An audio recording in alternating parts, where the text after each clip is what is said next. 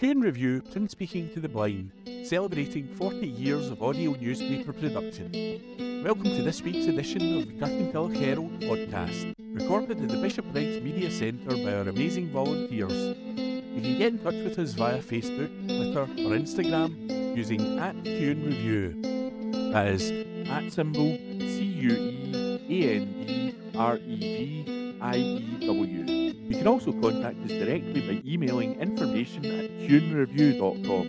That is INFOR@QandReview.com, or by calling 0141 772 3976. That's 0141 772 3976.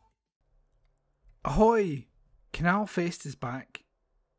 Popular Kirkintilloch festival to return this August, celebrating all things nautical and nice. Compass and dates set for the fest. Ahoy me hearties! It has been confirmed that the Kirkintilloch Canal Festival will return this August. The popular celebration of all things nautical and nice will once again be offering a swashbuckling mix of live music, fireworks, family fun and boat trips, culminating on Saturday and Sunday, August the 26th and 27th. Details are still being finalised, so keep your eyes on the horizon for more news coming soon. Eastern Bartonshire Council is organising their festival, which attracts estimating combined crowds of around 25,000 people. In conjunction with a range of public and private sector partners, including Eastern Bartonshire Leisure and Culture (EDLC) Trust. Council leader, Councillor Gordon Lowe, said, "I am pleased to be able to confirm the return of the Kirkintilloch Canal Festival. We're working hard to ensure it once again offers a mix of entertainment for people of all ages from Eastern Bartonshire and beyond. We are conscious that many families are facing unprecedented financial challenges at the moment, so we'll be doing all we can to offer as many free activities as possible. The festival really gives residents and visitors the chance to get active and have fun, whilst also attracting more people to the area, boosting the local economy. Look out for more news soon." The family-friendly festival will take place on Saturday, August 26th from 5pm to 10pm at Southbank Marina, and on Sunday, August 27th, noon to 5pm at the Marina, Townhead, Cowgate and Barley Bank. There will also be activity in the week leading up to the festival. The festival links the council with the following partners: Kirkintilloch Baptist Church, Regent Centre, Police Scotland, New Lanarkshire College, Forth and Clyde Canal Society, Seagull Trust, Scottish Canals, EDLC, Your Kirky and trader groups to pull together a programme of activity for the community to enjoy. Keep an eye on the council's social media channels for updates on Twitter @EDCouncil or Facebook www.facebook.com/Eden Bartonshire Council. This Week in History, read by me, Ian. March 15, 1933, Hitler proclaimed the Third Reich, which he said he would endure for 1,000 years. On this day last year, the government announced outdoor weddings and civil partnerships were to be legalised permanently in England and Wales. March 16, 1872, the first English FA Cup final took place when Wanderers beat the Royal Engineers 1-0 at the Oval in London. On this day last year, legal targets on air pollution and the abundance of wild species were among a series of proposed green goals set out by the government. March 17, 1649, Oliver Cromwell abolished the office of King and declared England a Commonwealth. March 18, 1967, the oil tanker Torrey Canyon ran onto the rocks near Land's End, spilling 120,000 gallons of crude oil into the sea. March 19, 1988, two British soldiers who blundered into an IRA funeral cortege in West Belfast were killed by a lynch mob who pulled them from their car and shot them. March 20, 1980. The pirate radio station Radio Caroline on the ship Mi Amigo sank after 16 years of broadcasting. March 21, 1985. Riot police shoot dead 17 black people at South Africa's Langana township on the 25th anniversary of the Sharpeville massacre. MP confirms support for care home residents as recorded by Hunter MacDonald. Eastern Bartonshire MP Amy Callaghan has been inundated with cases of local care home residents who are not receiving the £400 discount on their energy bills. Most people receive the discount automatically, but residents in care homes, as well as those living in residential park homes, were not initially eligible for support. This left some of the most vulnerable people across the UK paying more for their energy than others. Miss Callaghan's office has been supporting residents impacted by this loophole, and she has sought clarity from the UK government about when support would be available.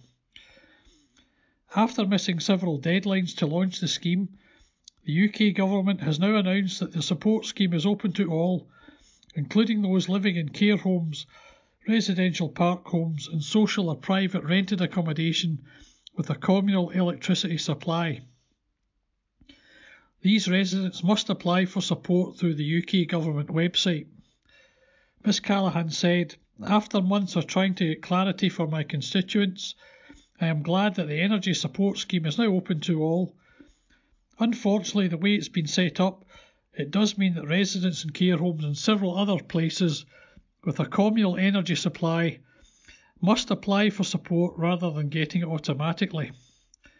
If you think you might be eligible, you can find out more information on the UK government's website. I would also encourage anyone with elderly relatives in care homes to make sure they're not missing out on this support." Residents bring history to life. Campsie View Care Home in Kirkintilloch has been bringing historic moments to life for residents as part of a Heroes and Heroines event. More than 100 Four Seasons healthcare group care homes across the UK have taken part in the project, which saw residents exploring some of the events and people that have built history, as well as sharing their own knowledge and stories for a fascinating and fun trip down memory lane. An extraordinary afternoon tea party kicked off the event, with residents dressing up as some of their favourite heroes and heroines to see what sort of conversations people like Tutankhamun, Queen Victoria and Neil Armstrong might have if sitting together for a cuppa and a cake. The Home's Magic Moments coordinators have also created memory boxes full of things to help spark memories and prompt discussions. Resident Sylvia Hayes, aged 84, said, "I was Neil Armstrong at our afternoon tea and I told everyone what it was like to be the first person to stand on the moon." Resident June Hope, aged 83, said, "I thought history at school was boring, but this has been so much fun. If my lessons had been more like this, I might have paid more attention." Commenting, Steve Gardner, who heads up the Magic Moments activities programme for the care home, said, "Our residents and team members have actually enjoyed getting involved with this project, sharing their expertise and memories to bring history to life in a fun and entertaining way. There have been some wonderful conversations." First customers welcome to New Allender Centre.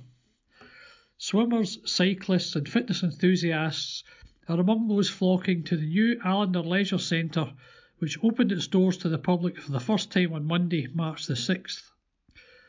The initial phase of the project is now complete, part of a £42.5 million investment by Eastern Bartonshire Council, which also includes a support centre for adults with learning disabilities. The overall Allender, which involves the construction of a new sports dome, offering 2 football pitches and a tennis court, is expected to be completed by autumn, when an official opening will be held. The demolition process is underway at the old Allender, which is next door, with restricted parking in the meantime. The council has managed to secure additional parking nearby, which will be signposted until the entire project is completed.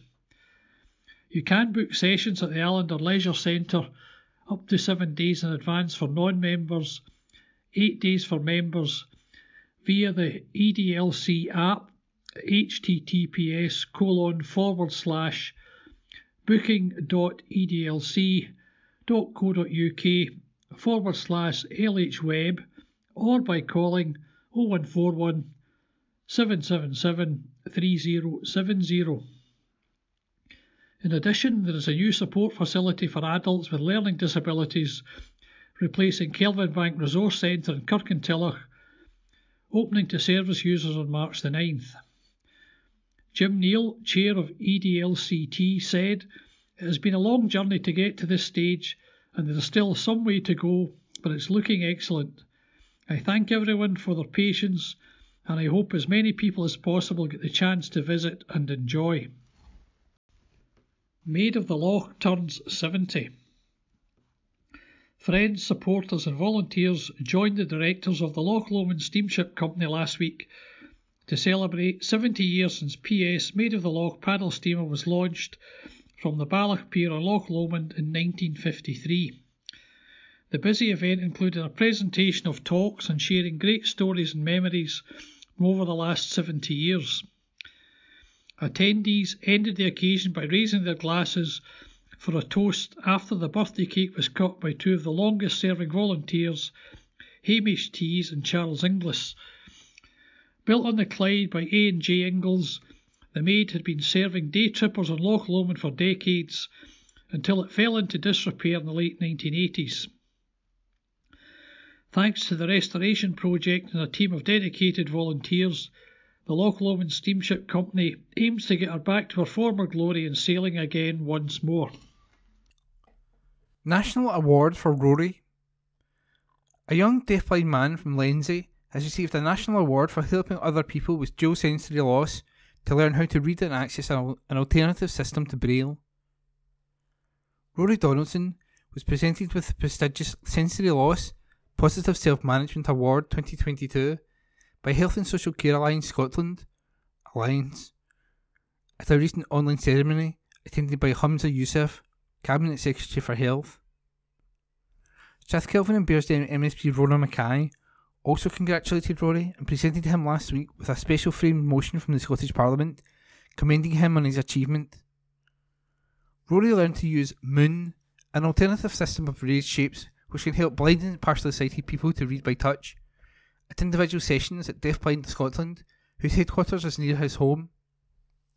He then not only taught other deafblind people how to read Moon, he is also adapting teaching resources to enable many more deafblind people who can't travel to the centre at Lenzie to learn independently. Commenting on Rory's success, SNP MSP Ms Mackay said, "What a fantastic achievement. Rory's commitment to improving the lives of other people with sensory loss is inspirational. I was delighted to put forward a motion at the Scottish Parliament to celebrate his success, and I wish him all the best for the future."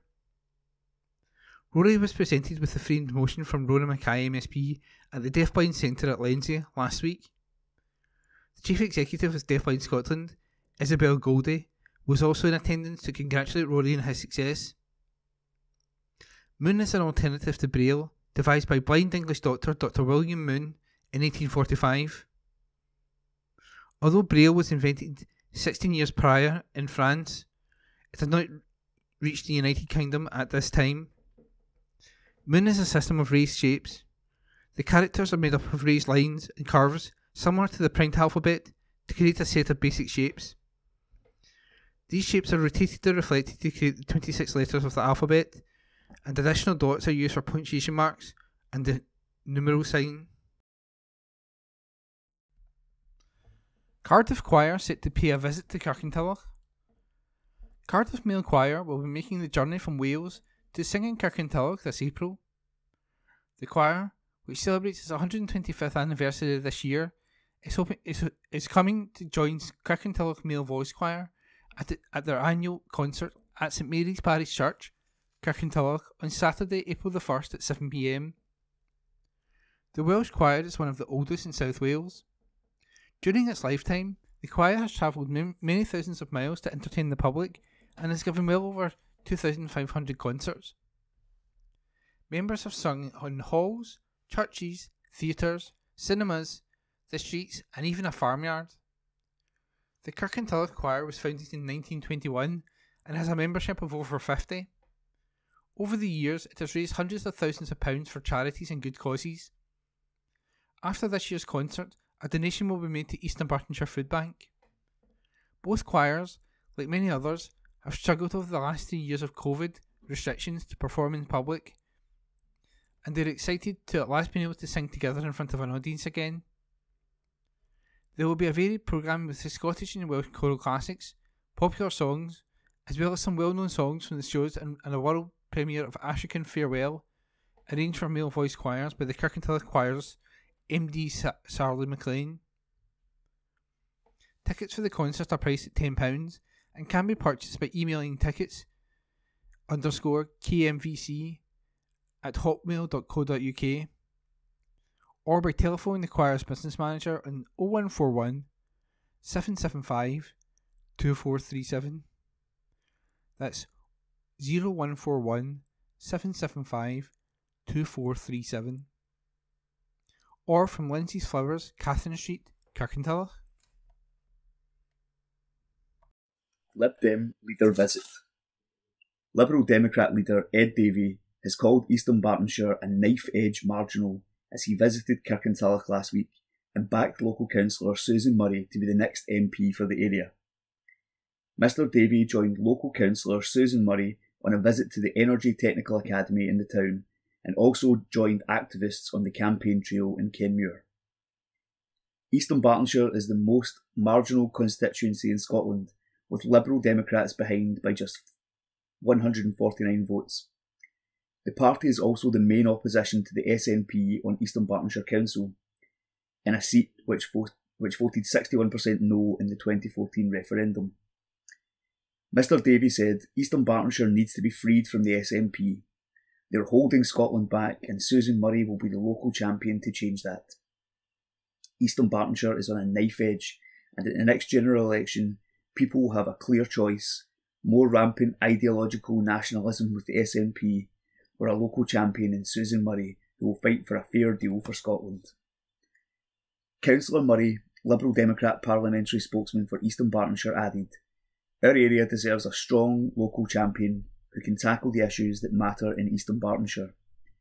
As a local councillor and involved with local charities, I've already been standing up for our area, but I know so much more needs to be done. We need a fair deal with action to tackle the cost of living, the crisis in our health service, and a stronger family of nations." Scotland benefited from being part of the UK during the COVID emergency.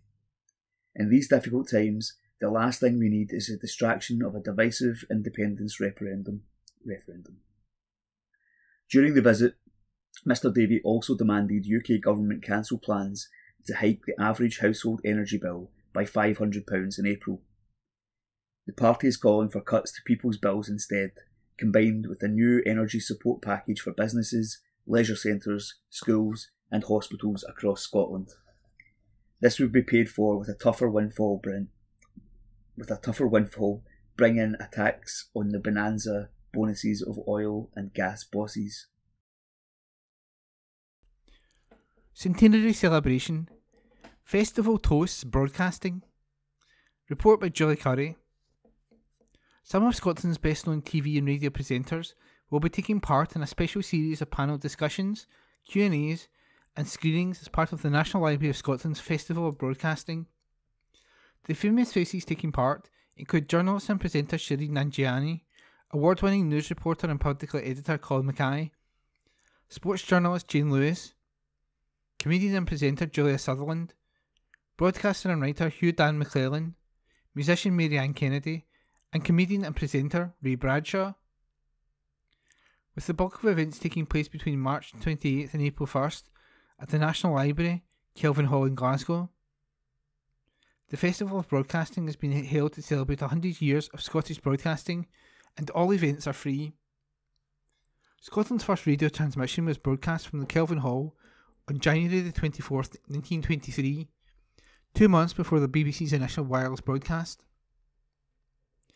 Alistair Heather, the library's broadcaster in residence, presenter and writer, said, "We're inviting everyone to join us at the Kelvin Hall for events around sports broadcasting, the news and loads more.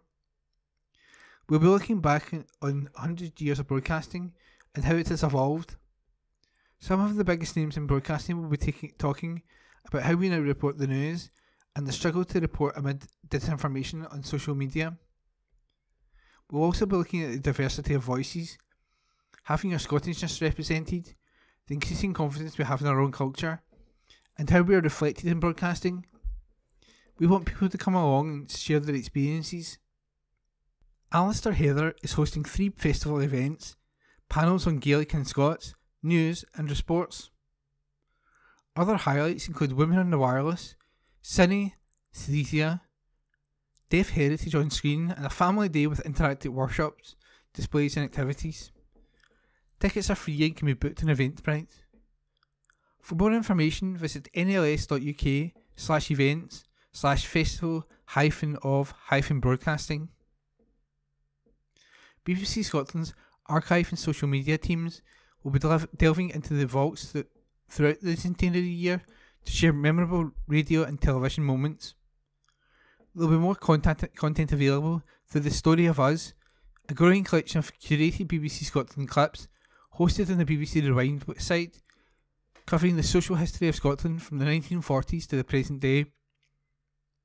Currently, there are just under 2,500 clips on local industry, sports, arts and entertainment, politics, notable figures at www.bbcrewind.co.uk. BBC Scotland director Steve Carson said, "This is a time to enjoy iconic moments from the BBC's 100-year history in Scotland and also to appreciate the great content coming up for the centenary year. We continue to evolve in the digital age to deliver the best for our audiences and to play a pivotal role in the development of the country's creative industries." Historic moment.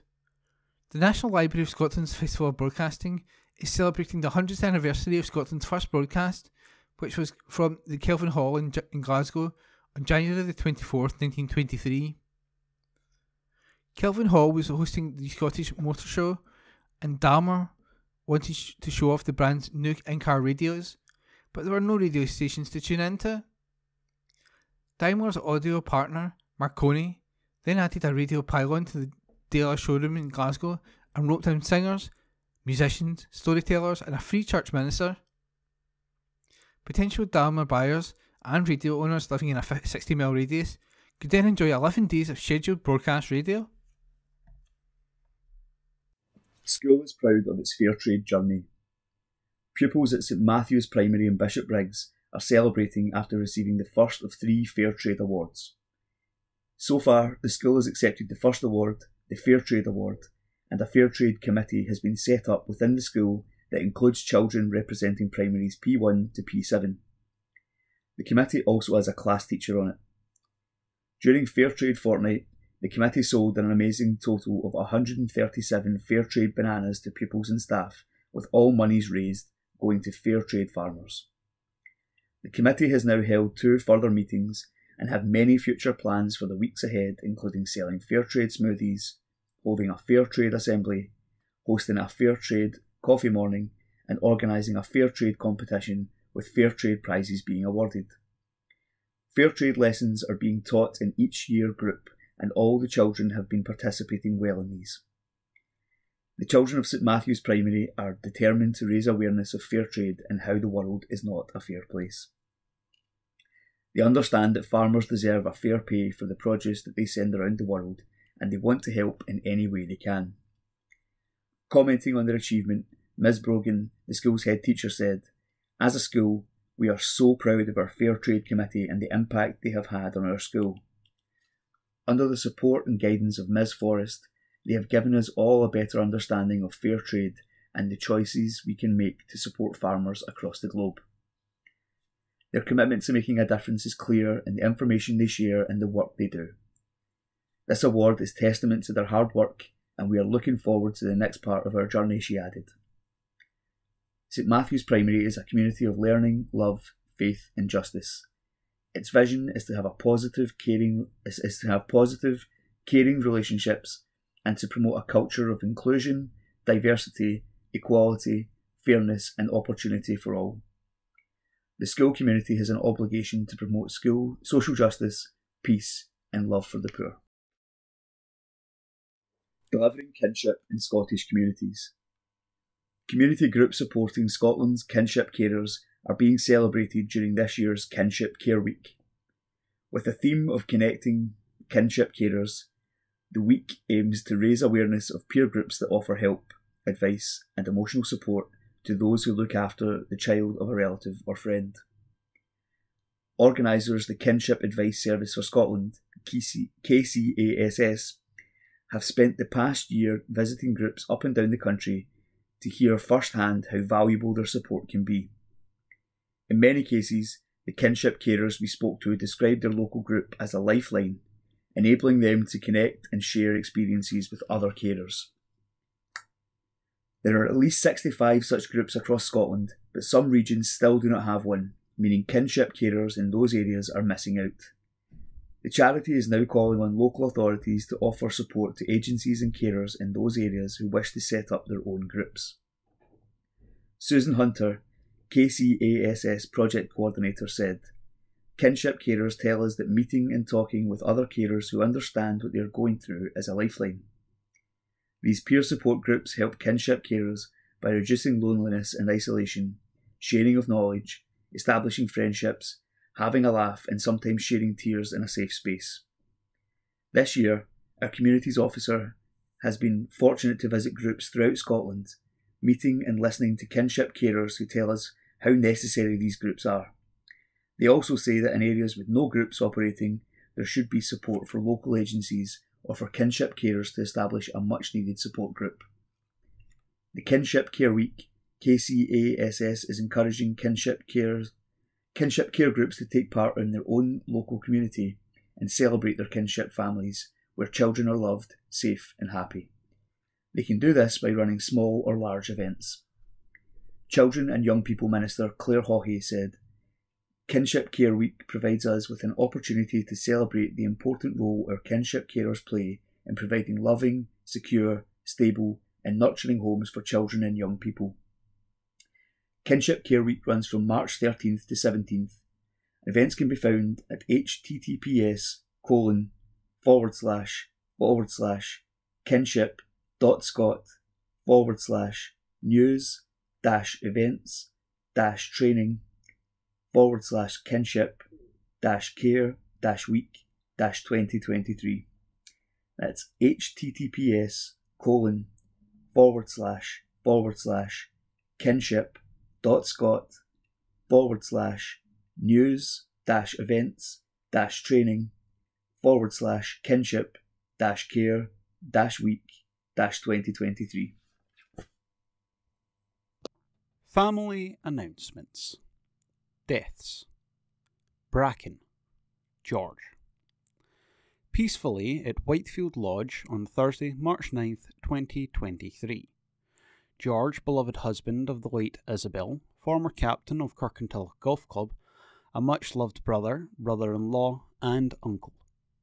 Funeral service to take place on Wednesday, March 22nd, 2023 at Daldowie Crematorium, Broom House, arriving at 2:30 p.m. Family flowers only, please. There will be a retrial collection in favour of Alzheimer's UK. Brown, Nancy. Peacefully at home after a short illness on March 6th, 2023. Beloved wife of the late John, a much-loved ma of John, Eric, Alan, and mother-in-law of Sandra and Jacqueline. Funeral service will take place on Wednesday, March 22nd, 2023 at Glasgow Crematorium, Maryhill, New Chapel, for 10:45 a.m. Gibson, Anne Nee Good. Peacefully on March 8th, 2023 at Glasgow Royal Infirmary. Anne, beloved wife of Chick, much-loved mum of Alison and Susan, loving mother-in-law of Peter and Colin, and proud grandma of Ewan, Beth, Craig and Murray. Funeral service at Daldowie Crematorium on Friday, March 24th, 2023 at 9:45 a.m. followed by a service of Thanksgiving at Lindsay Union Parish Church at 11 a.m. All welcome, family flowers only please. There will be an opportunity to contribute to a retrial collection in aid of cancer research. MacDonald. Agnes. Peacefully at home after a long illness, Agnes, beloved wife of Gillies, much-loved mother of William and John, and a loving grandmother and great-grandmother to her many grandchildren and great-grandchildren. Funeral service to take place on Saturday, March 18th, 2023, at Torrance Parish Church at 10:15 a.m. Thereafter to Claybank Crematorium, arriving at 11:30 a.m. No flowers, please, but donations will be gratefully received after the service in aid of Macmillan nurses. Strother. Ian George. Peacefully at Glasgow Royal Infirmary on Saturday, February 25th, 2023. Ian, beloved husband of Jacqueline, loving father of Claire and Lindsay, and granddad to Andrew and David. Acknowledgements. Gallagher. Hugh. After the sudden passing of our beloved Hugh Shug Gallagher on February 24th, 2023, we would like to thank our family, his friends and colleagues for their overwhelming support to us. We have received many cards and flowers and had many visits since Hugh's passing, for which we are very grateful. Thank you to everyone who walked with us on Friday evening and to everyone who came to the funeral mass and cemetery on Saturday. The numbers were enormous and no more than he deserved. Thanks also to Canon Tartaglia and F.R. Toner for their spiritual support, and to Michael and staff at J.D. Lawson's. £1,250.59 was donated for charity. Thank you. Our world has fallen apart, but please keep talking about Hugh. He lit up a room every time he entered it, and he was so kind and caring to so many. Hugh, Morag, Claire, and family. Have your say on Gaelic language consultation. Historic Environment Scotland is asking for reviews on its Gaelic Language Plan 2023 to 2026 as part of a 6-week public consultation. The plan sets out how HES intends to increase the use, learning and promotion of Gaelic and builds on the success of its 2018 to 2023 plan, which is also the first for the organisation. As part of the plan, HES will continue to support local communities, particularly those with large Gaelic-speaking populations and learners, to connect with, celebrate and enjoy their historic environment. More opportunities will be created for communities to use and learn Gaelic, from community excavation projects and youth engagement activities to grant funding schemes. HES will continue to investigate and promote tasks between its properties and Scotland's linguistic heritage to demonstrate the influence of Gaelic culture on Scotland's history and living heritage through its visitor experiences.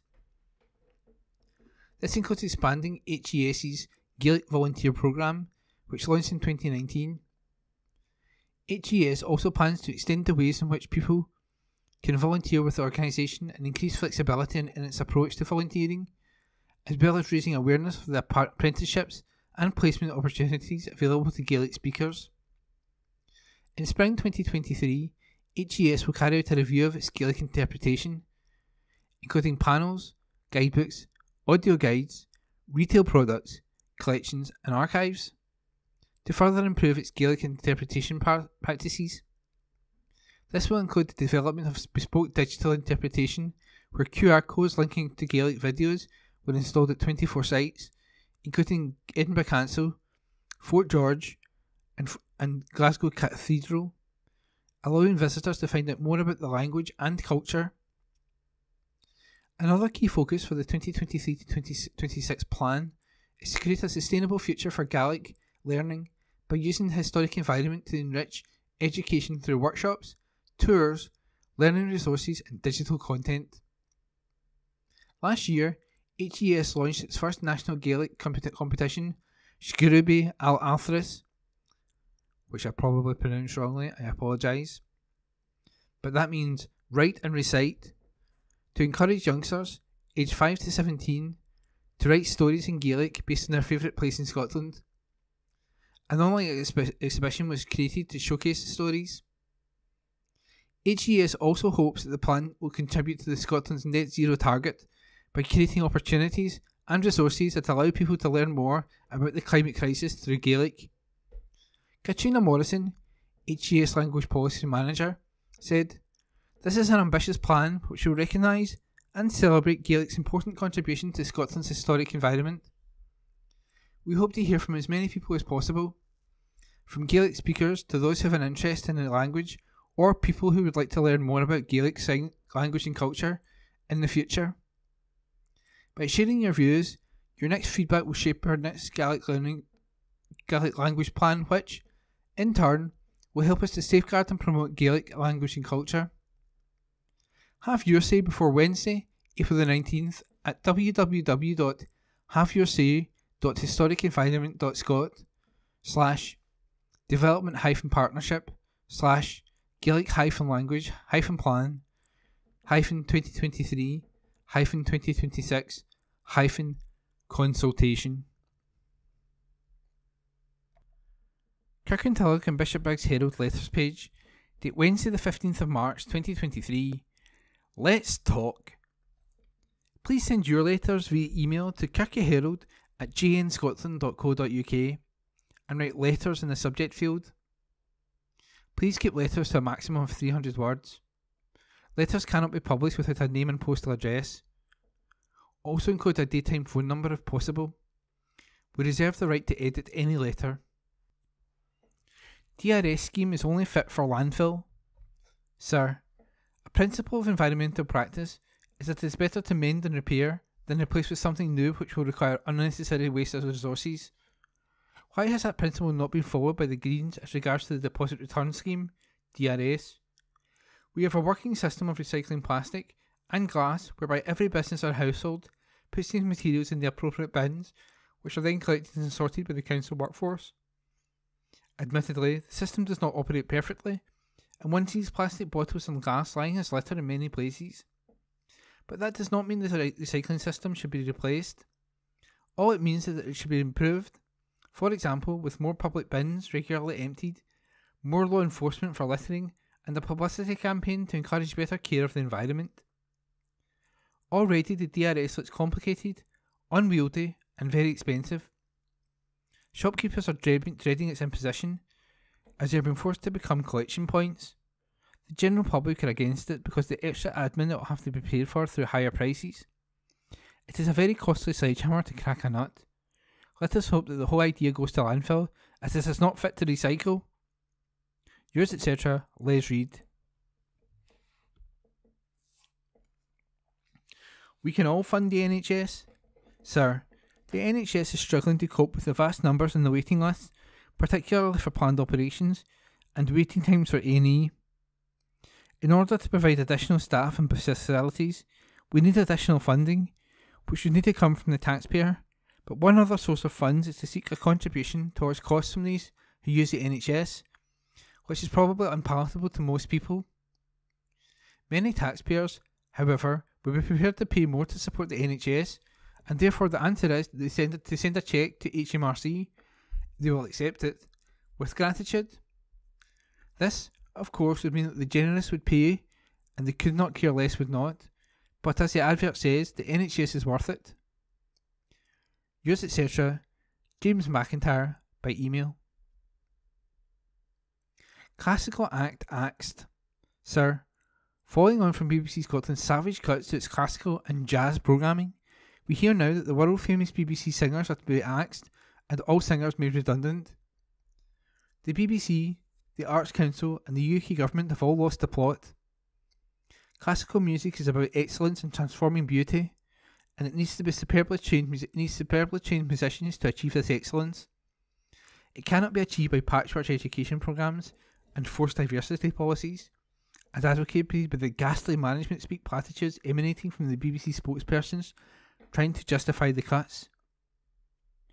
At least the normally disinterested Scottish Government has stepped in to save the Big Noise Tory, the Aberdeen-based children's orchestra, but far more needs to be done. The public must be warned that the present BBC management is hell-bent in destroying the foundations of classical music in this country, as well as turning Radio 2 into a hip-hop heaven, alienating its over 50s listeners by scrapping older broadcasters and playing little music before the 1980s. We must fight back before it's too late. Culture is not elitist, it is life-enhancing. Yours, etc., Brian Bannatyne Scott. Boat Bonanza. Sir, migrants are crossing the channel in inflatable boats powered by outboard motors. These boats seem to make a single journey. Somebody in France must be manufacturing these and supplying the traffickers. Why does the French government not close down these outlets? It is a simple equation. No boats equals no migrants. Or is the French government complicit in sending migrants out to sea? Yours, etc., David Gairns, by email. Longest hour. Sir, it's said a week is a long time in politics. Make that an hour. In 60 minutes of TV, the facade of competence built up over the last 16 years by the SNP was blown away by lightweight candidates arguing with no conviction over subjects that were beyond them. It was clear there is no policy direction, no details, and no real ideas of the way ahead, even collectively. The candidates showed each other up to be incompetent. As an advert for Scottish politics, it was a bad joke. Yours, etc., Gerald Edwards, by email. Alice for Alexa aims to tackle isolation.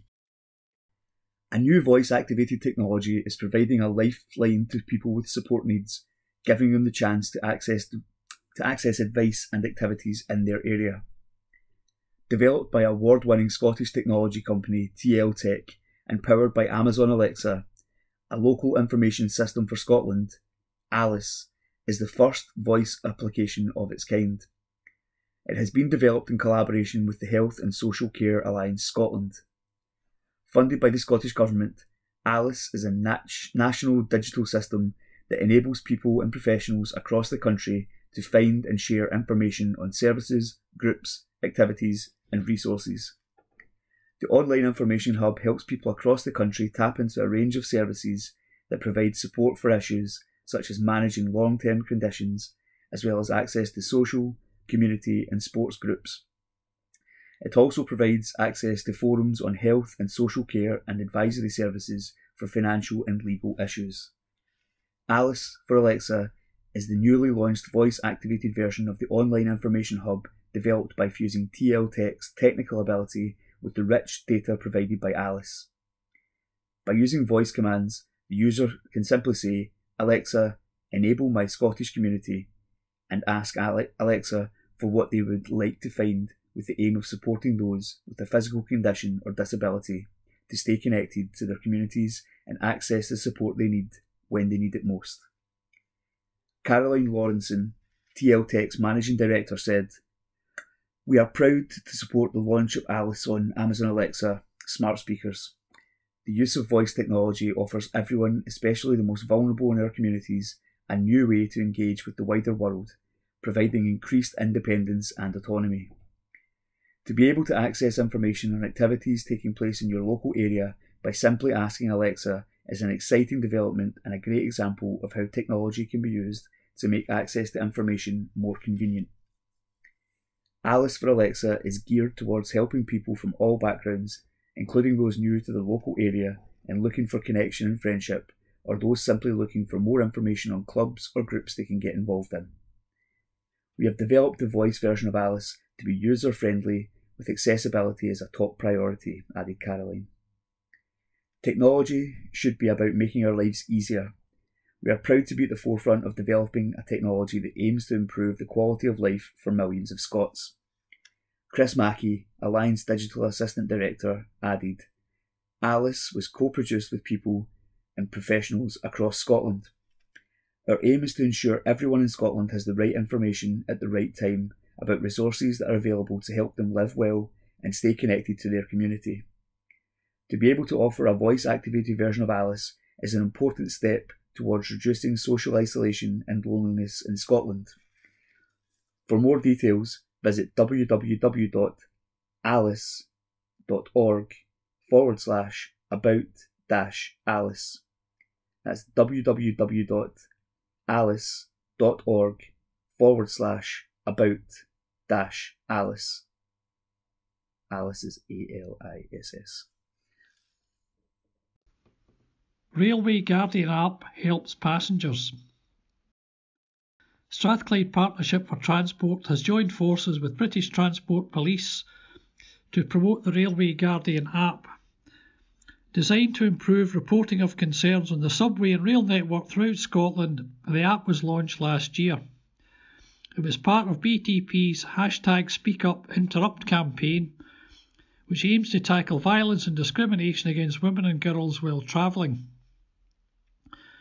As well as encouraging the reporting of unwanted sexual behaviour, it includes content aimed at encouraging positive behavioural change by providing advice on how to be an active bystander. Valerie Davidson, SBT Chief Executive, said, "We are very proud to support the Railway Guardian app and BTP to help eradicate any form of harassment to passengers on the subway system and wider rail network. While the subway is a very safe form of transport, we want to be sure our passengers know that should they witness or be a target of any form of unwanted attention, there are several ways to report this to BTP.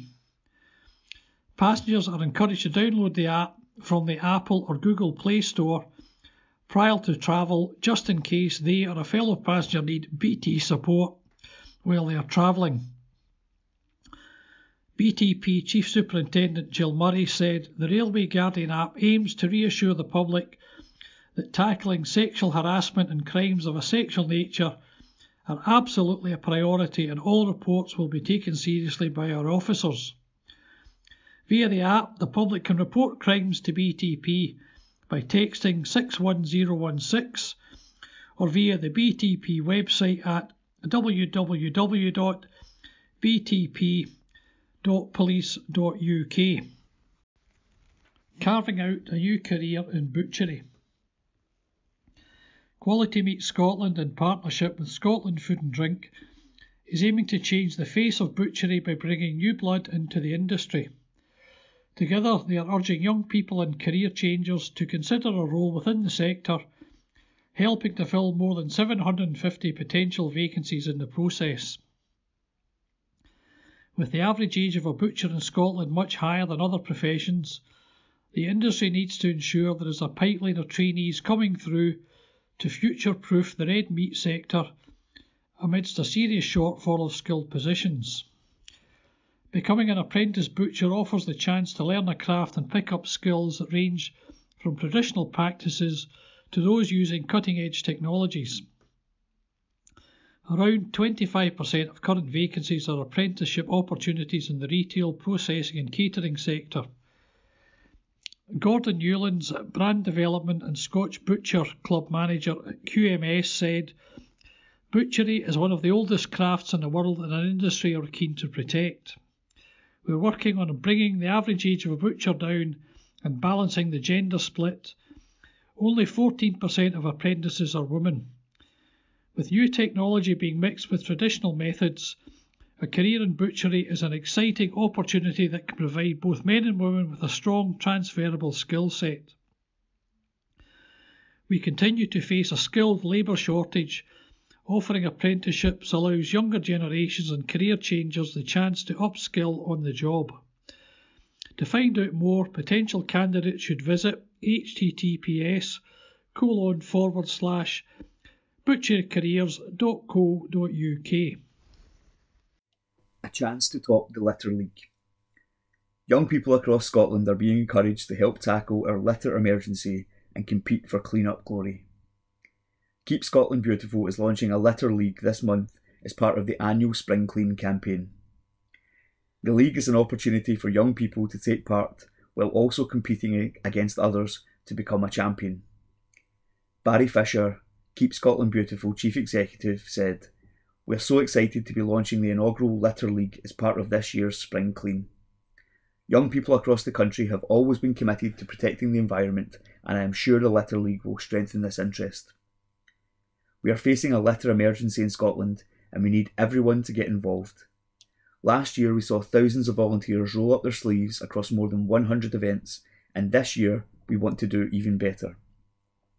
There are 7 regional awards to be won all over the country as young people compete to be league winners in Aberdeen and North, Tayside, Central and Fife, Glasgow and Strathclyde, Edinburgh and Lothian, Highlands and Islands, and Scotland South. Only clean-ups taking place between March 13th and 31st will be counted for the league.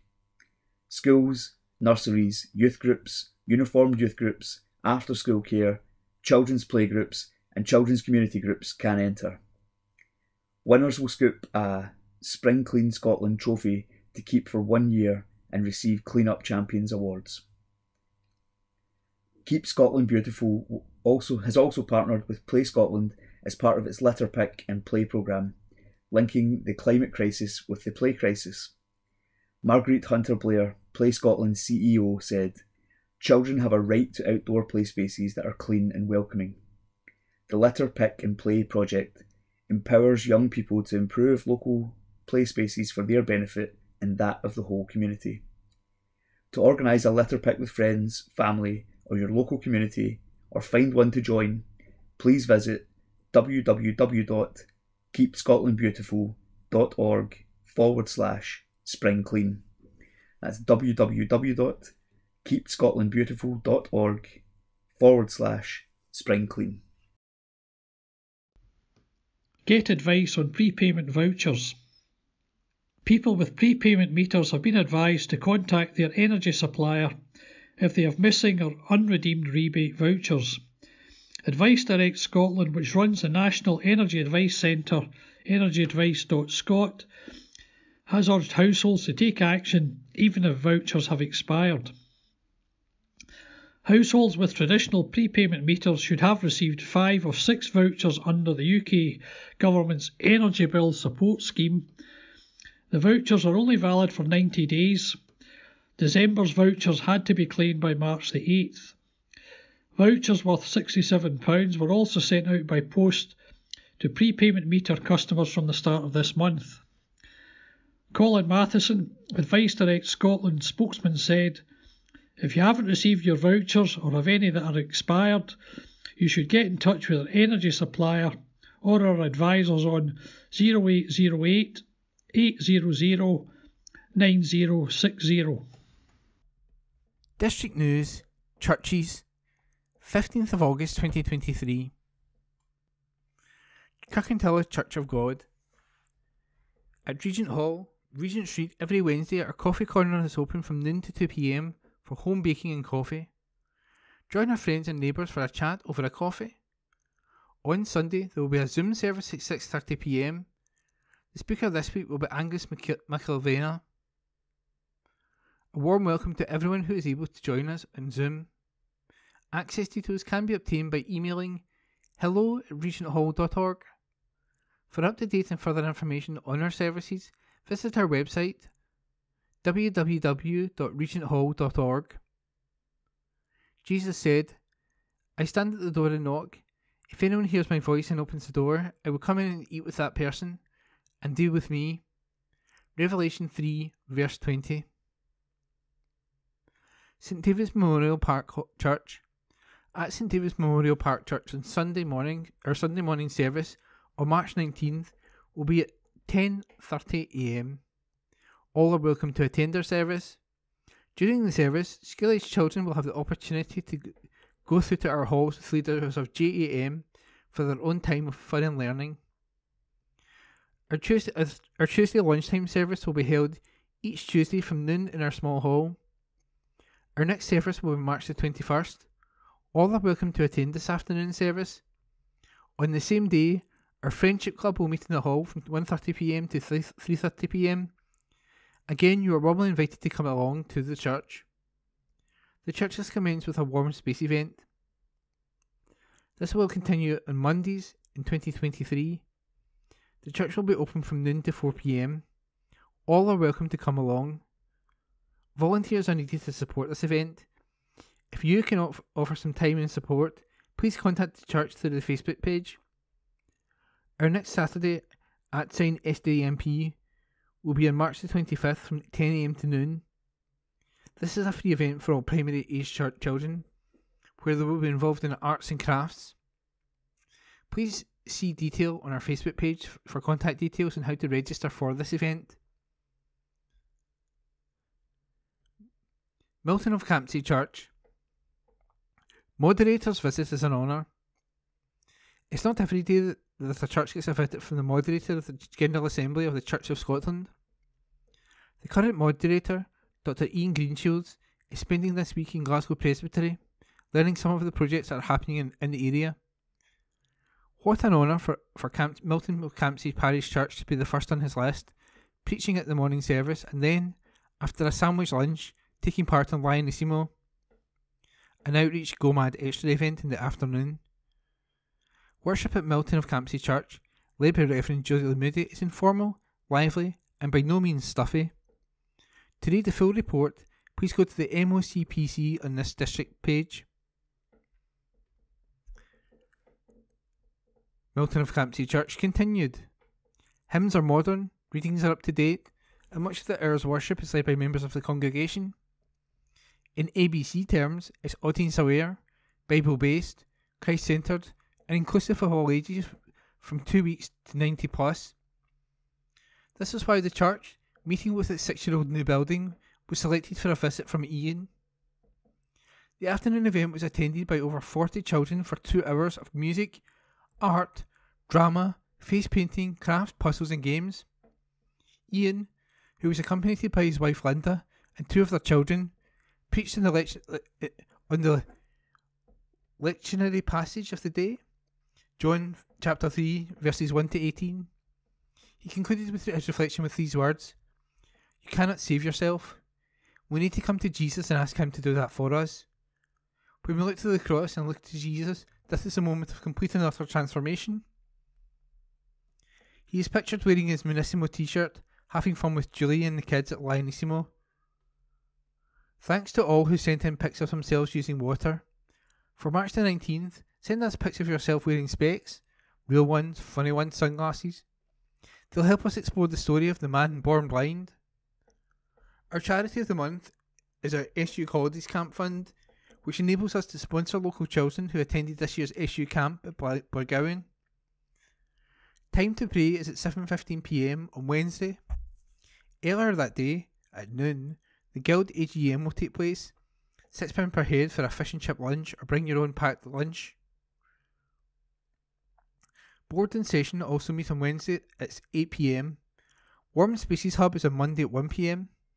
To volunteer and or for more information, contact Anne Pert, annpert56@gmail.com, or 01360 313 003. Also on Mondays, Baby and Toddler Group at 9:45 AM, Hobbies Club at 2 PM, Badminton Club at 7:30 PM. Using Christian Aid envelopes, we are supporting the DEC appeal for Turkey and Syria. Please give generously. So far, well over £1,000 has been given. Advance notice about our ecumenical prayer walk on Palm Sunday, April the 2nd, at 2 PM at St Paul's. Walk to the Bowling Green, the Cross, Battlefield Park, Cotton Mill, and then the parish church for refreshments. At each station, we'll sing, read scripture and pray. Springfield Cambridge Church. Morning worship on Sunday, March the 19th, will be led by Reverend Ian Taylor and Mrs. Julie Harty in the sanctuary at 11 AM. The Sunday school meets in room 2. There is also a creche facility where we will be happy to look after your child, birth to 3 years, in room 2. Morning worship is also being live streamed on the Springfield Cambridge Church YouTube channel. A link to this can be found on the Springfield Cambridge Church website, www.springfieldcambridge.org.uk, and Facebook page, where up-to-date information about events and church organisations can also be found. Tea and coffee will be available for after church in room 1. Come and enjoy the fellowship. There will be a vestry hour on Wednesday, March the 15th from 10 AM to 11 AM for anyone wishing to talk with the minister. There will be a short weekly service of worship in the Springfield Chapel on Wednesday, March the 15th from 11:10am to 11:30am, after which tea and coffee will be available in the Hall of Fellowship. Cadder Parish Church. We look forward to welcoming you this coming Sunday to our morning service, which is at 10:30am in Cadder Parish Church. The service will be led by Reverend John McGregor, Rona Gold, and Jose Javier Ascenda Malo, MMUS. Children, Cadder Kids, meet in the church prior to this service, and then go up to Cadder North Hall for the activities, tea, and coffee served after the service. Food Bank. If you wish to donate to the local food bank, you can bring your donations of food to the church or the coffee shop. Early Fellowship meets in the South Hall Chapel at 9:30am on Thursday for half an hour with Reverend John McGregor, and also available on Tuesday and Thursday on Zoom. For further details, contact the minister. Guild. Our fundraiser for the project is on Thursday, March the 16th in the South Hall, 7pm for 7:30pm. Tickets, priced £5, will be on sale today at the church door after the service. Cadder Singers. Easter Gathering, Wednesday, March the 29th at 7pm. South Hall. Popular songs and well-known hymns, Caring for Creation. Earth Hour service at Cadder Wharf, and then to the church, Saturday, March the 25th at 8:30pm to 9:30pm. The coffee shop at Cadder South Hall is open on Tuesday to Thursday from 10am to 2pm, and Friday from 10am to noon. The next film night is on Friday, March the 17th, in the North Hall at 7:30pm. The movie is Fisherman's Friends 2, follow-up of the first one we saw last year. Tickets priced £5 are available from members of the fellowship team. Lent Journey. Come and prepare for Easter as we journey together, share fellowship and explore the journey that Jesus took on the first Easter. South Hall, 7pm to 8pm, each Sunday evening until April the 2nd. Girls Brigade. Tuesday Explorers, P1 to P3, 6:15pm at 7 to 7:30pm. Juniors, P4 to P7, 6:30pm to 8pm. Brigaders, S1 to S6, 7:30pm to 9pm. Boys Brigade. Anchor Boys, Monday 6pm to 7pm. Junior Section, Monday 7:15pm to 8:30pm. Company/Senior Section, Friday 7pm to 9pm. Home Church Scotland, Lammermoor Road, Kirkintilloch, G66 2AB. Pray for one another that you may be healed. James chapter 5 verse 16. One church, 3 locations, Kirkintilloch, Stornoway and online. A church for all ages. Saturdays, warm space, warm welcome, warm meal, 6:30pm. All welcome. Saturday, March the 18th, Marriage Conference. See Facebook for details. Sunday, March 19th, 9:30am, Communion, 10am, prayer meeting followed by refreshments. 11am, worship service, Children's Church and Creche, followed by refreshments. Tuesdays, engine room, prayer and teaching from 9:30am to 10:30am. Wednesday, mothers and babies at 10am. Homes groups for prayer and Bible study. Tuesday at 7:15pm or Wednesday at 7:15pm. Fridays, youth fellowship at 7:30pm. See Facebook and Instagram for up-to-date information. Lenzie Old Parish Church, Sunday worship on March the 19th at 11am will be conducted by Reverend George Kelly. There is a Sunday school for children aged 3 years to P7 and focus for secondary pupils. A creche is available for children under 3. Thursday afternoon club is on March the 16th at 2pm. Enjoy tea and coffee and home baking, followed by a game of Scrabble, Dominoes, Rummy Cub or Uno. Ladies are invited to Time Out on Monday, March the 20th at 7:45pm for a social evening. Scottish country dancing is on Thursdays at 7:30pm in the church hall. Benefit from a gentle form of exercise for body and mind. Come and Sing, the Dementia Singing Group, meets on Tuesday, March the 21st at 1:15pm in the church hall. A warm welcome awaits. Kenmure Parish Church. The Thursday morning tea room is open from 10:30am to noon. All welcome to come and enjoy some tea, coffee and home baking in a warm and friendly atmosphere. Our warm welcome hub is open on Fridays from noon until 3pm, providing a warm, safe place with free hot soup, coffee, tea, etc. This is open to all, not just members of the congregation. A warm welcome will be given to all who attend our Sunday morning service at 11am this week, led by Alison and Ruth Keith. Details of all of our groups in the website kenmure-church.co.uk, or find us on Facebook. If you would like to join our WhatsApp group or receive the Bible studies from ABC, then email us at kenmurechurch@icloud.com. St James Church, Hilton Road, Bishopbriggs. Rector Reverend Canon Paul Watson, 0141 230 4080. On Sunday, March the 19th, Mothering Sunday, there will be a Sunday club at 10:30am. There is a communion service at 11am on Thursday in the chapel, and on Sunday, March the 19th, in the chapel at 9am and 10:30am in the church for Mothering Sunday. Everyone is welcome to come along to any of our services. Do stay on for tea and coffee and fellowship afterwards. Also, everyone is welcome to a reflective evening service on Sunday, March the 19th at 7pm, which will weave a theme of knowing and not knowing into some of the Stations of the Cross. This angle will hopefully bring a fresh perspective on some of the events that lead up to the crucifixion. Facebook, St James the Less Bishopbriggs, or www.stjamesbishopbriggs.org.uk. Ghost and Well Parks Church. This Sunday to 11am is led by Reverend Leslie Grieve. Tea and coffee after the service. The Colston Art Club continues on Monday from 10am to 1pm. All enthusiastic amateurs and budding artists are welcome. Call 07709 584 680.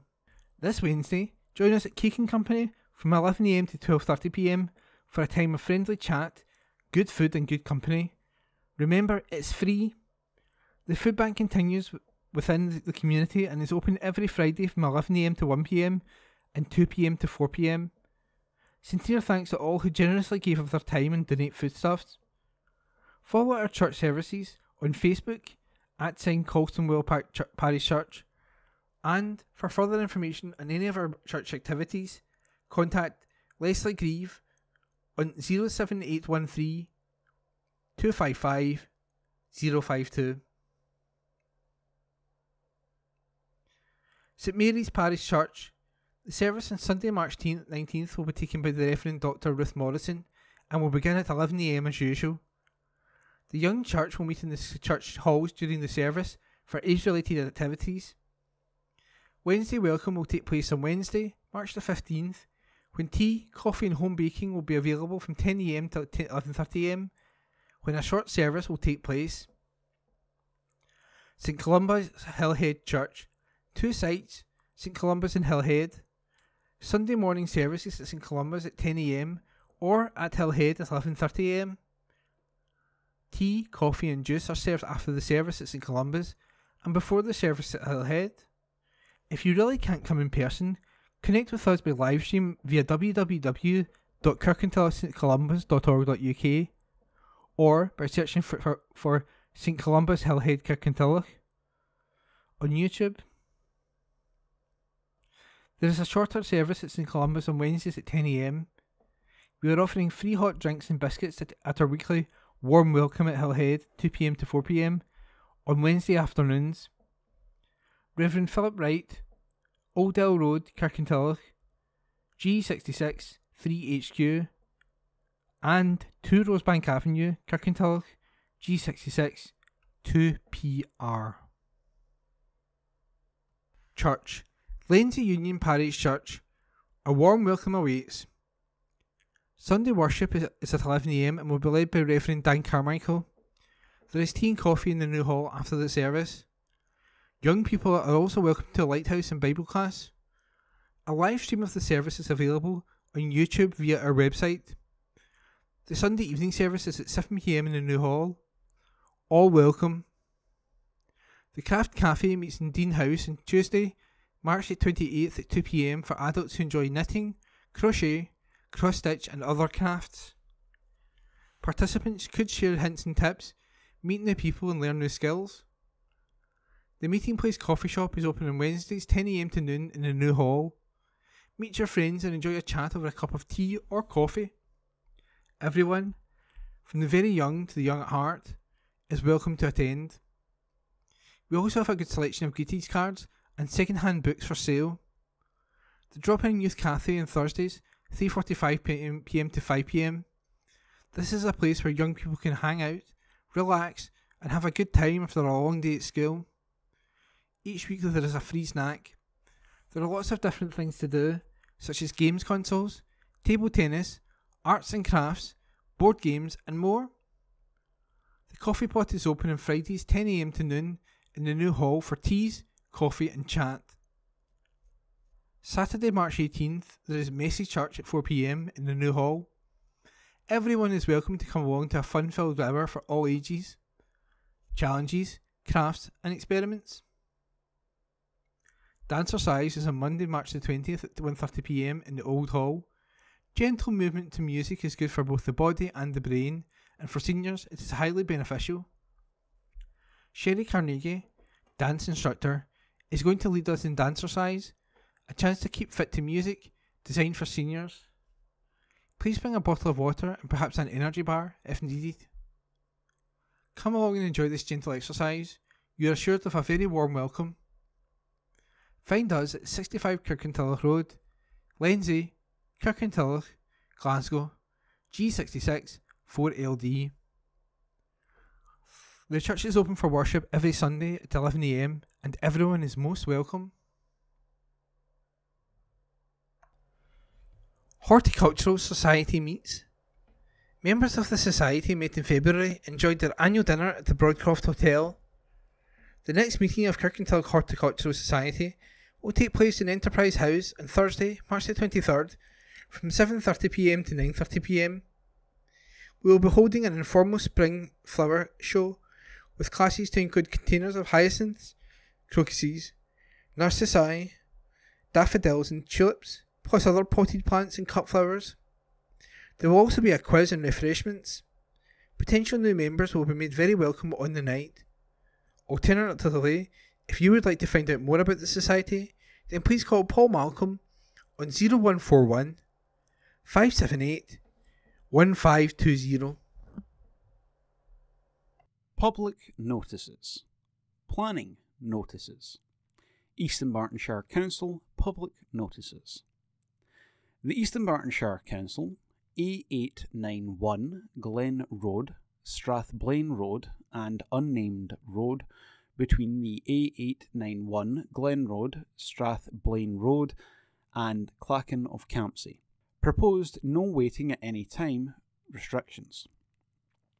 East Dunbartonshire Council proposed to consider the introduction of a traffic regulation order introducing no waiting at any time restrictions on the A891 Glen Road, Strathblain Road and the unnamed road between the A891 Glen Road / Strathblain Road and Clachan of Campsie as detailed in the attached schedule.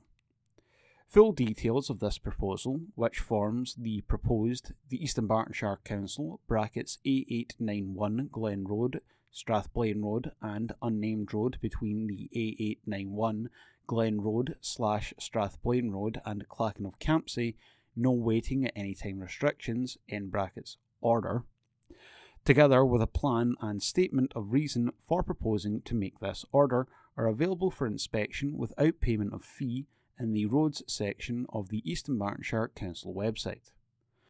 Any person wishing to object to the proposal should send details on the grounds of objection in writing to Legal Services, 12 Strathkelvin Place, Kirkintilloch, G66 1TF, or by emailing legalservices@eastdunbarton.gov.uk by Friday the 14th of April 2023. Karen Donnelly, Chief Solicitor and Monitoring Officer, East Dunbartonshire Council, 12 Strathkelvin Place, Kirkintilloch, G66 1TJ. Schedule. No waiting at any time. Lengths of road in Eastern Bartonshire. The schedule will be read out as the length of road in Eastern Bartonshire, followed by the side of road to which the restriction applies. The A891 Glen Road / Strathblain Road. 1. From a point 66 metres west of the extended west curb line of Clachan of Campsie, eastwards, then south-eastwards, for a distance of 114 metres. This applies to the north and north-east side of the road. 2. From a point 60 metres west of the extended west curb line of Clachan of Campsie, eastwards, then south-eastwards, for a distance of 105 metres. This applies to the south and south-west side of the road. Unnamed road to Clachan of Campsie. 1. For the entire road. This would apply to the west side of the road. 2. From the extended north-east curb line of the A891 Glen Road northwards for a distance of 23 metres, and this would affect the east side of the road. 3. From a point 78 metres north of the extended north curb line of the A891 Glen Road northwards for a distance of 105 metres. This would affect the east side of the road. And 4. From the junction with Cross House Road southward for a distance of 23 metres. Again, this would apply to the east side of the road. Civic Government Scotland Act 1982. Application for grant of a taxi/private hire car booking office. The undernoted has applied for the grant of a taxi/private hire booking office licence in terms of the above Act. Name and address of applicant. Deuce Private Hire Limited, 4 Somerset Place, Glasgow, G3 7TS. Day-to-day manager. Shabana Ahmed, 60 Ratho Drive, Glasgow, G68 0GG. Premises. Deuce Private Hire Limited, Office 4, Adam House, 25 Auchnern Road, Glasgow, G64 1RX.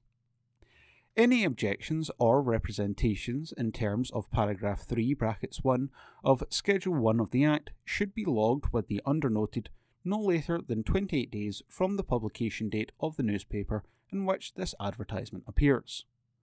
Deputy Chief Executive, Education, People and Business, Eastern Bartonshire Council, 12 Strathkelvin Place, Kirkintilloch, G66 1TJ. Leanne named head coach. An article by Jack Dawson and read by me, Corey. Leanne Ross has been announced as the head coach of Glasgow City on a full-time basis. Ross had taken over as interim head coach at the end of 2022 after Elaine Gleeson left the position. Since then, the 41-year-old has guided the side she previously captained to 11 wins from 12 games, including a vital 1-0 win over Celtic that put them 6 points clear at the top of the SWPL1. Ross, whose appointment coincided with International Women's Day, said, "It is an honour for me to be offered the head coach position at Glasgow City, particularly at this early stage in my coaching career.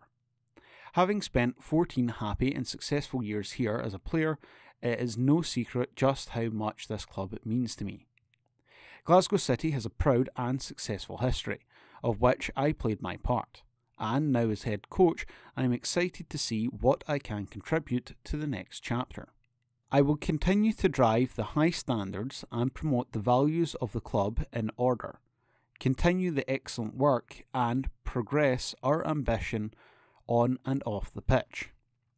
I am grateful to the players, staff, fans and the board for the support they have shown whilst I held the interim position, and I now look forward to repaying their belief in me as I get started in the head coach role. As a player, Ross won 27 trophies at Glasgow City and featured in the Champions League for the club. In August 2021, the midfielder hung up her boots to join the first team coaching staff as assistant coach. She will now look to add the SWPL1 title and Scottish Cup to her trophy cabinet as manager. City Chief Executive Laura Montgomery said, "We are delighted to officially appoint Leanne as permanent head coach of Glasgow City. It has been clear to see the extremely positive impact she has had both on and off the pitch since taking interim charge in December." Leanne is an intelligent, meticulous, extremely hard-working and diligent coach, but most importantly, she is a born leader and winner. She's got the very best out of our team as captain, and she is most definitely showing signs of a very promising young coach who's getting the best out of the team as head coach. Ross's first game as permanent manager was the visit of Glasgow Women on Sunday, which City won 11-0.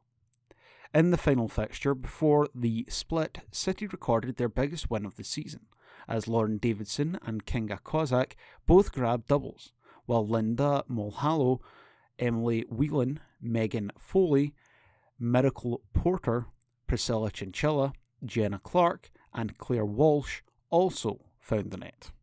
City are in cup action this Sunday as they travel to Kilmarnock in the quarter-final of the Scottish Cup. Petershill lost 2-0 at home to Troon in the WOS Premier League, but Kirkintilloch Rob Roy's home match with Clydebank was postponed. Rob Roy will hope the Guy's Meadow pitch is playable this Saturday to host Largs Thistle, while Petershill aren't in action. Rossville lost 6-1 at Drumchapel United last midweek, and then 3-1 at relegation rivals Witless Victoria on Saturday, to leave them bottom of the First Division. Rossville are also not in action this Saturday. Ashville were knocked out in the third round of the WOS League Cup after losing a penalty shootout 4-3 at home to St Roch's following a 1-1 draw.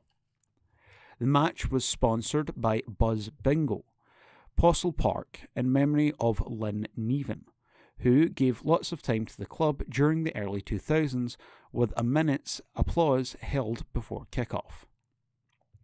Glasgow Pershore weren't in action and will host Ashfield on Saturday, with both sides pushing for promotion from the second division. West Park United look on course to win the 4th Division title after winning 4-0 victory at home to league leaders Kilsyth Athletic. United are now just 5 points off the top, with 3 games in hand, as they host St Peter's on Saturday. In the same division, Rossville Academy won 4-3 away at Thistle Athletic, and are at home to Glenville on Saturday. That article was written by Jack Dawson, and it was read by me, Corey. Harris keen to hold on to number 1 position. An article by Brian Yule, and read by me, Corey.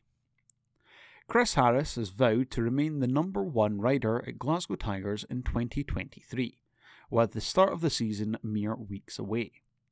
The 3-time British champion, who is nicknamed Bomber, knows he faces stiff competition for his position from 21-year-old Benjamin Basso and Tom Brennan.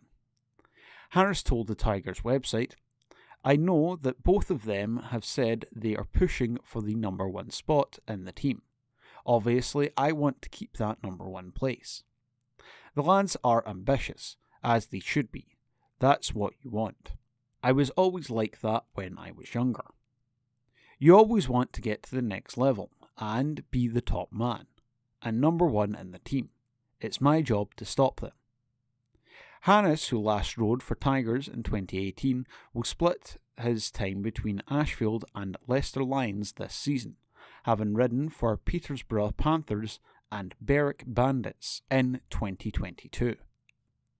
As the 40-year-old from Cornwall prepares to return to Glasgow for pre-season after an absence of 5 years, he believes the team has a good mix of youth and experience.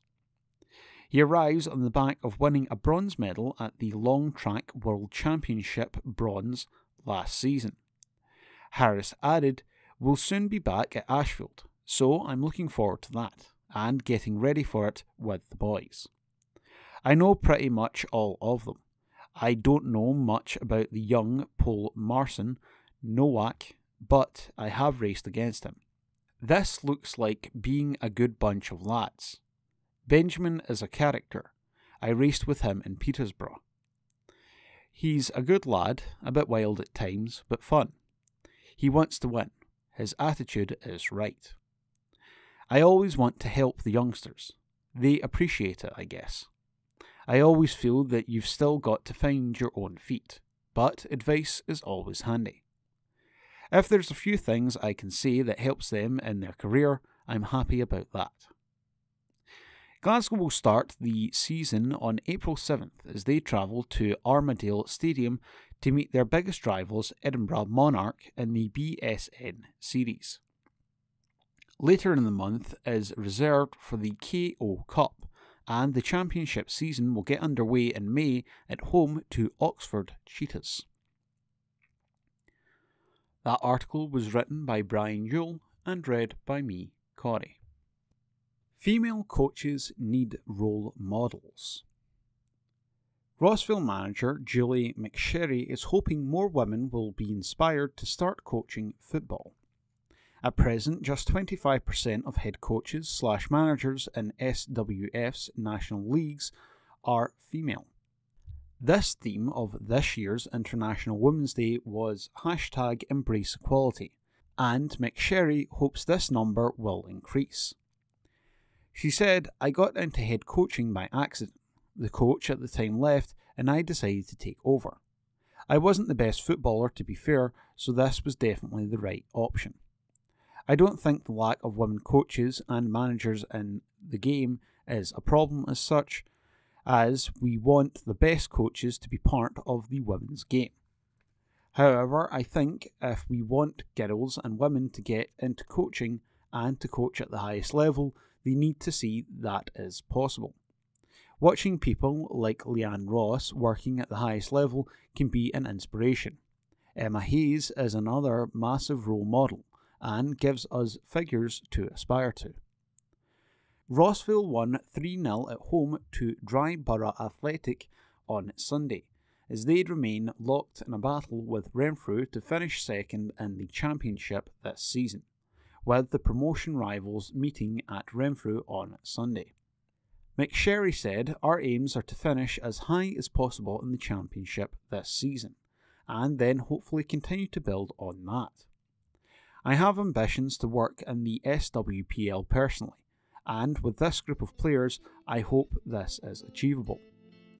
West Park United won 4-3 at home to Alloa Athletic in the SWFL West on Sunday, and host Cumbernauld Colts this Sunday. That concludes this week's edition of the Kirkintilloch Herald podcast. Please remember to subscribe to our channels at Tune Review and to tell your friends about our service.